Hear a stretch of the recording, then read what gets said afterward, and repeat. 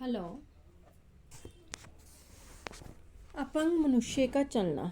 Doctor किबम्बी ने अपने उपचारक करियर में परम विधि का बहुत बार प्रयोग किया।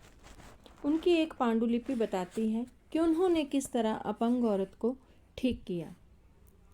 वह उस महिला को देखने गए जो अपाहिज थी, बूढ़ी थी और बिस्तर पर पड़ी थी।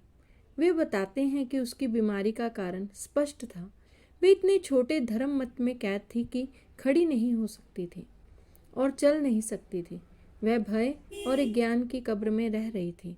चूंकि उसने बाइबल को शब्दांश लिया था, किबम्बी ने कहा, इस कब्र में वह ईश्वर की मौजूदगी और शक्ति बंधनों को तोड़ने तथा मृत्यु से लौटने की कोशिश कर रही थी। जब महिला ने दूसरों से बाइबल के एक प्रसंग का अर्थ पूछा तो उत्तर पत्थर जैसे मिला। फिर वह जीवन की रोटी की भूख महसूस करने लगी। डॉक्टर ने उसके मामले का निदान करते हुए उसका दिमाग रोमांच और भय के कारण अवरुद्ध हो गया, इसलिए वह बाइबल के उस प्रसंग का अर्थ स्पष्ट नहीं समझ पाई। इससे उसके शरीर में भारी और मंद भाव आ गया जो लकवे में बदल गया। डॉक्टर ने उससे पूछा कि बाइबल की इन पंक्तियों का क्या अर्थ है। थोड़े समय के लिए मैं तुम्हारे साथ हूँ, फिर मैं उस परम पिता के पास चला जाऊँगा जिसने मुझे भेजा है। तुम मुझे खोजोगे लेकिन मैं तुम्हें नहीं मिलूँगा, और जहाँ हूँ मैं तुम वहाँ आ नहीं सकते। अर्थात ईसा मसीह स्वर्ग चले गए। डॉक्टर ने उसे इसका वास्तविक अर्थ समझाया। उन्होंने बताया कि उसके साथ थोड़े समय रहने का मतलब उसके लक्षणों, भावनाओं और कारणों का स्पष्टीकरण है और उस महिला की हालत पर करुणा और सहानुभूति होती है।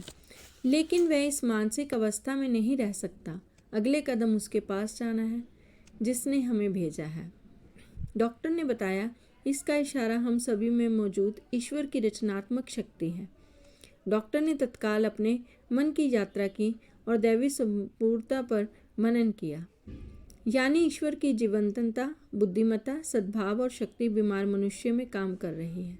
उन्होंने महिला से कहा कि इसलिए जहाँ मैं हूँ वहाँ तुम नहीं आ सकती, क्योंकि तुम अपने संकुचित विश्वास में रोगग्रस्त मौजूद हो, जबकि मैं स्वस्थ हूँ। इस प्रार्थना और स्पष्टीकरण का तत्काल परिणाम मिला। उस महिला के दिमाग का काया पलट हो गया। वह बिना बैसाखियों के चलने लगी। डॉक्टर ने कहा, ये उनके सभी उपचारों में सबसे अनूठा था। वह बिल्कुल गलत थी। उसे सजीव करना या सत्य समझाना मुर्दों को जीवित करने जैसा था। डॉक्टर ने ईसा मसीह के पूर्ण जीवन की उस महिला के स्वास्थ्य पर लागू किया। इसका उस महिला पर सशक्त प्रभाव पड़ा।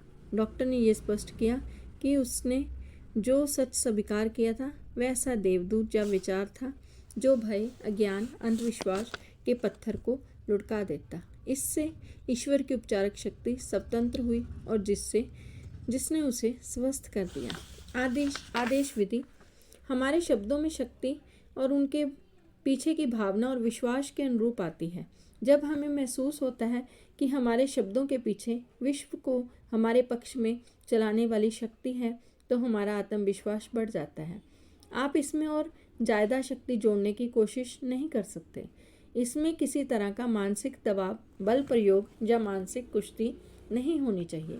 एक युवती ने आदेश विधि का प्रयोग एक युवक पर किया जो लगातार उसे फ़ोन करके तंग कर रहा था और डेटिंग पर चलने के लिए दबाव डाल रहा था। उससे छुटकारा पाना जानी युवती को बहुत मुश्किल लग रहा था। जब वह उसके ऑफिस में भी आने लगा तो युवती समझ गई कि अब उसे तत्काल कोई प्रभावी कदम उठाना होगा। दिन में कई बार वह खुद को शांत अवस्था में लाकर बार बार ये आदेश देने लगी, मैं जे.आर. को ईश्वर के लिए स्वतंत्र करती हूँ कि वह प्रत्येक समय अपनी सही जगह पर है। मैं स्वतंत्र हूँ और वह स्वतंत्र है।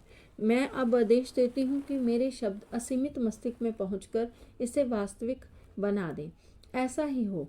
उसने बताया कि युवक उसकी ज़िंदगी से तत्काल गायब हो गया। वह उस युवती को दोबारा नहीं दिखा। वह कहती है कि ऐसा लगा जैसे उसे ज़मीन निगल गई।